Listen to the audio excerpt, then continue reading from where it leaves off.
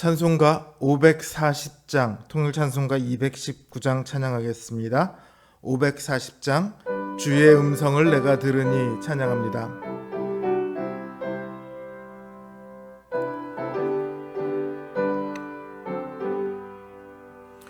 주의 음성을 내가 들으니 사랑한단 말일세.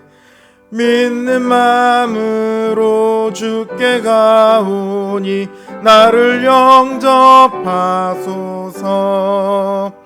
내가 매일 십자가 앞에 더 가까이 가오니 구세주의 흘린 보배 피로써 나를 정케 하소서. 주여 넓으신 은혜 베푸사 나를 받아주시고 나의 품은 뜻 주의 뜻같이 되게 하여 주소서. 내가 매일 십자가 앞에 더 가까이 가오니 구세주의 흘린 보배 피로써 나를 정케 하소서. 주의 보좌로 나아갈 때에 어찌하니 기쁠까. 주의 얼굴을 항상 배우니 더욱 친근합니다. 내가 매일 십자가 앞에 더 가까이 가오니 구세주의 흘린 보배 피로써 나를 정케 하소서. 우리 구주의 넓은 사랑을 증량할 자 없으며 주가 주시는 참된 기쁨도 헤아릴 수 없도다. 내가 매일 십자가 앞에 더 가까이 가오니 구세주의 흘린 보배 피로써 나를 정케 하소서. 아멘. 546장 통일찬송가 399장 찬양하겠습니다. 546장 주님 약속하신 말씀 위에서 찬양하겠습니다.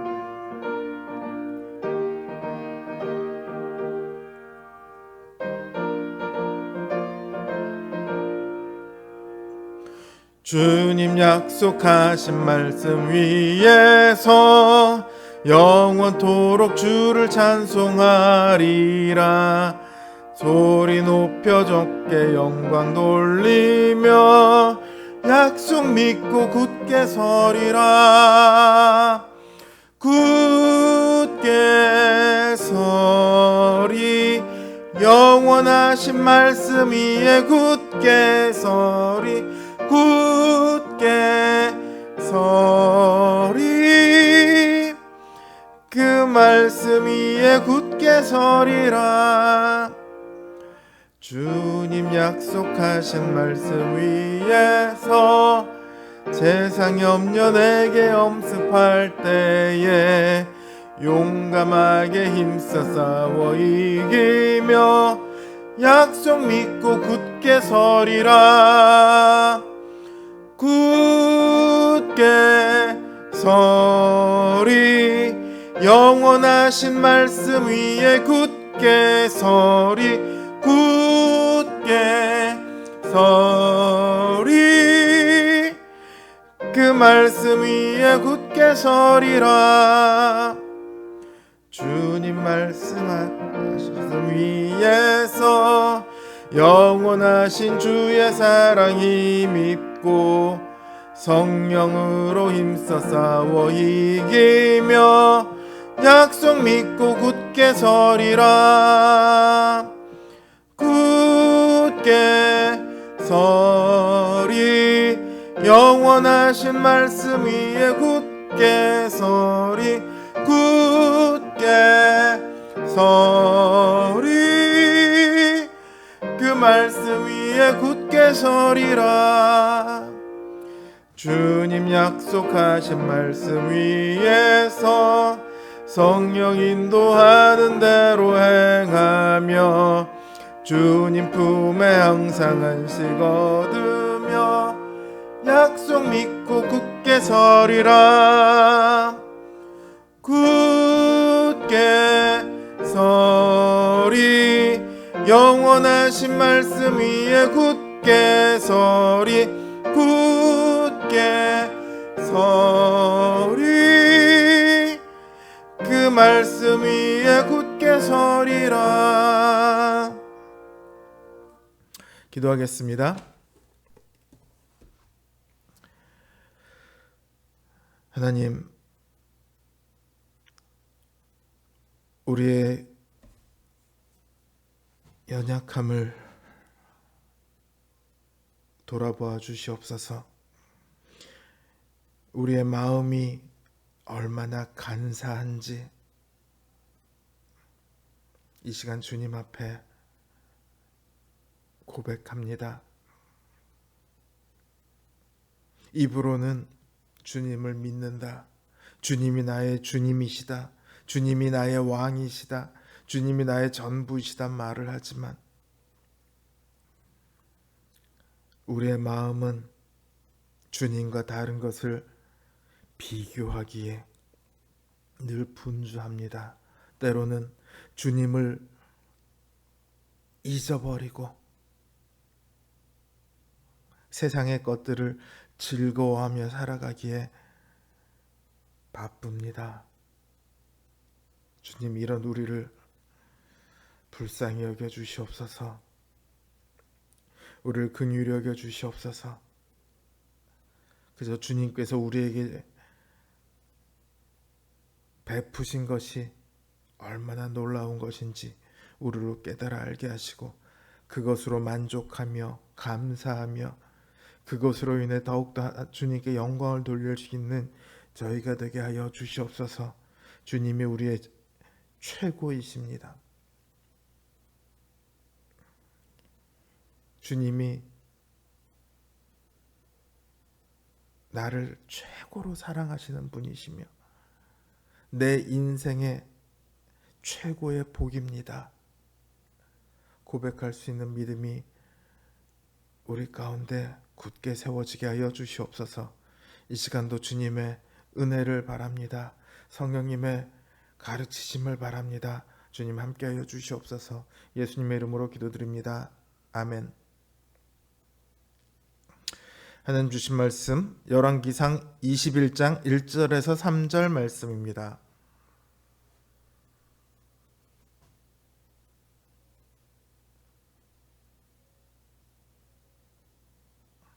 열왕기상 21장 1절에서 3절 말씀입니다.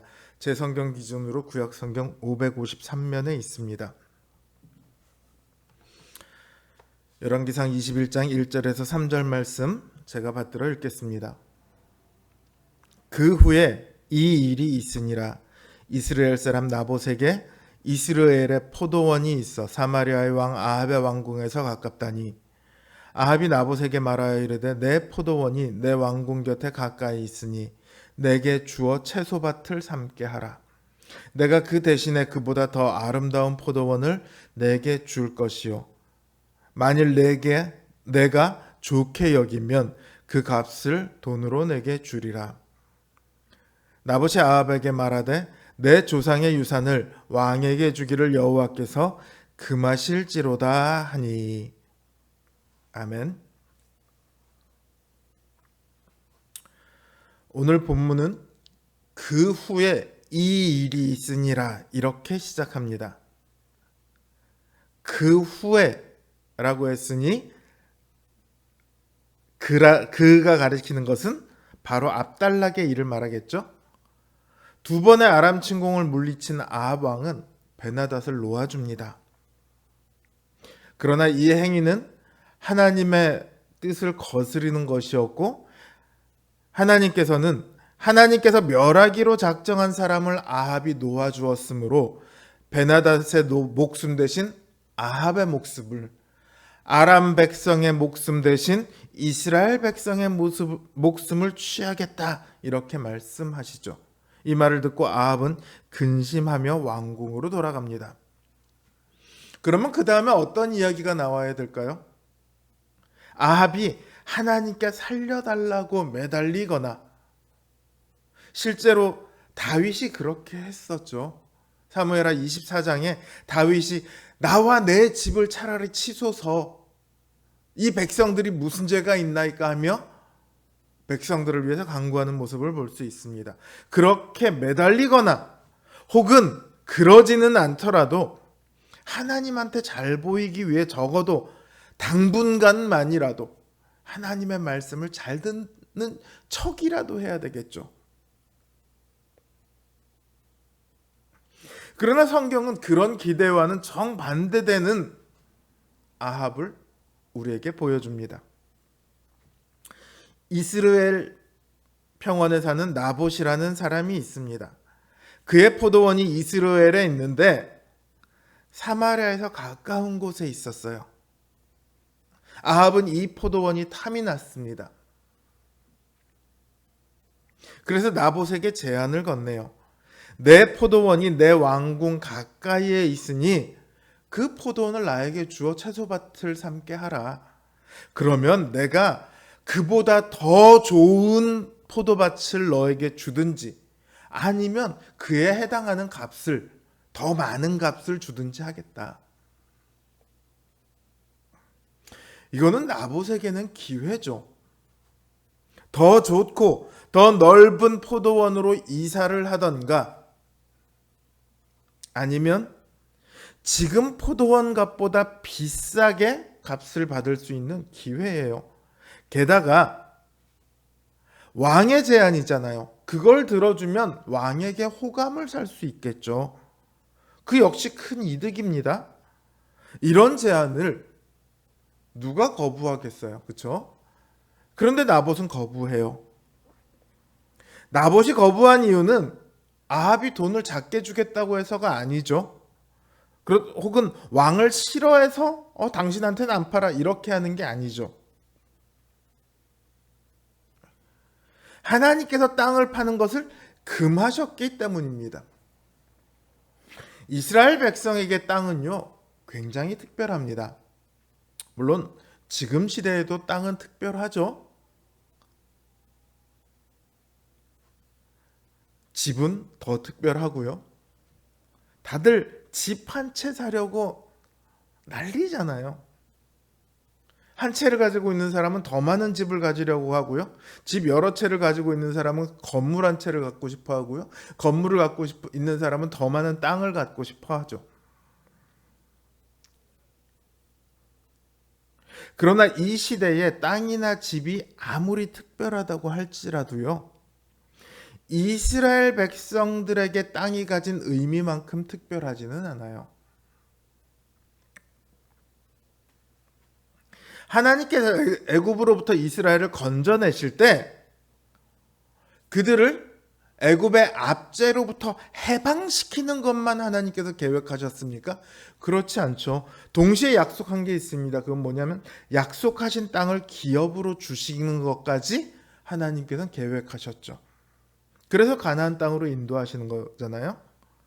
그러니까 구원이 뭘 의미하냐면 해방이라는 것과 동시에 약속하신 기업을 주시는 것까지를 포함하고 있어요.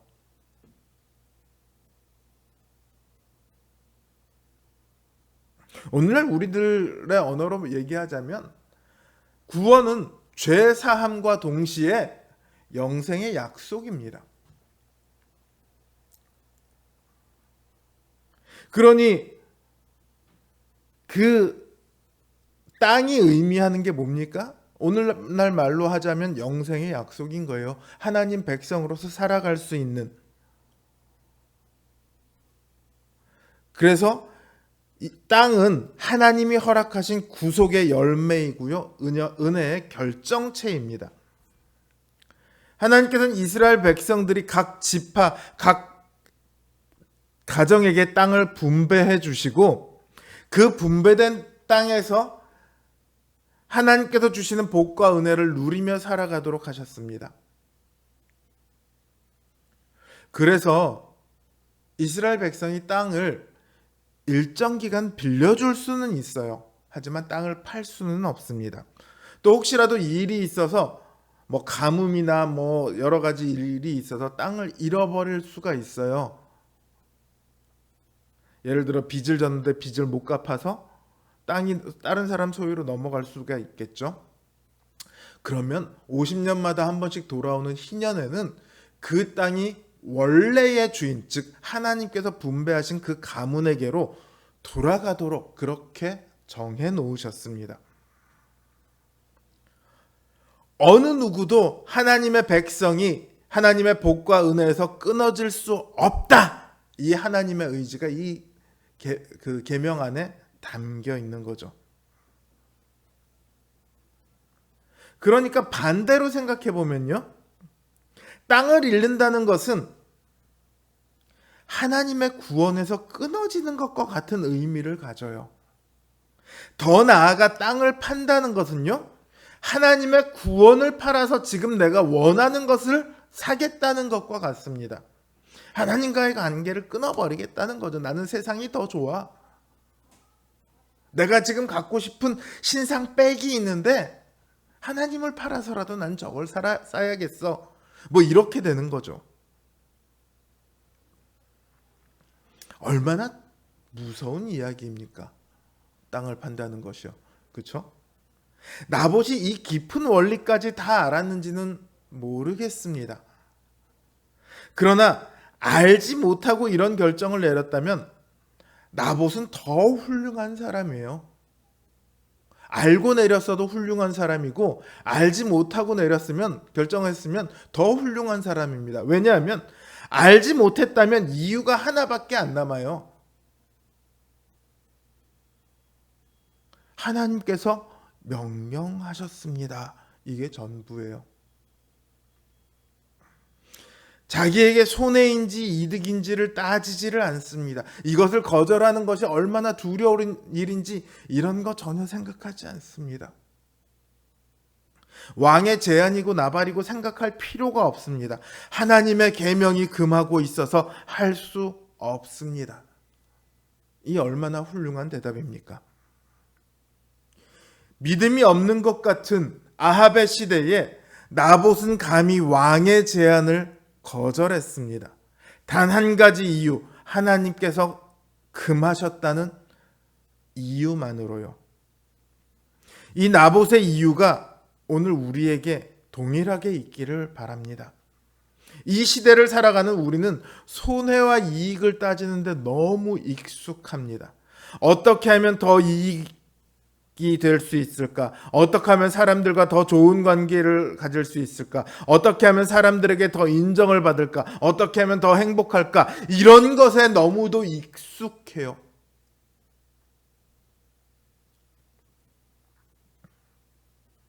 그러나 더 좋은 포도원을 찾기에 앞서서 하나님의 뜻과 하나님의 말씀을 따르기에 우리는 익숙해져야 합니다.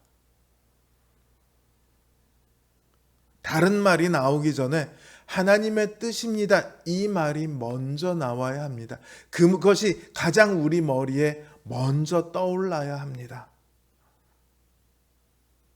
이 믿음 없는 시대에 나봇처럼 오직 하나님의 말씀만을 붙들고 살아가는, 그래서 하나님의 은혜와 복을 누리는 구원의 백성들 되시기를 주님의 이름으로 기원합니다. 주신 말씀 생각하며 각자의 기도 제목을 놓고 기도하겠습니다.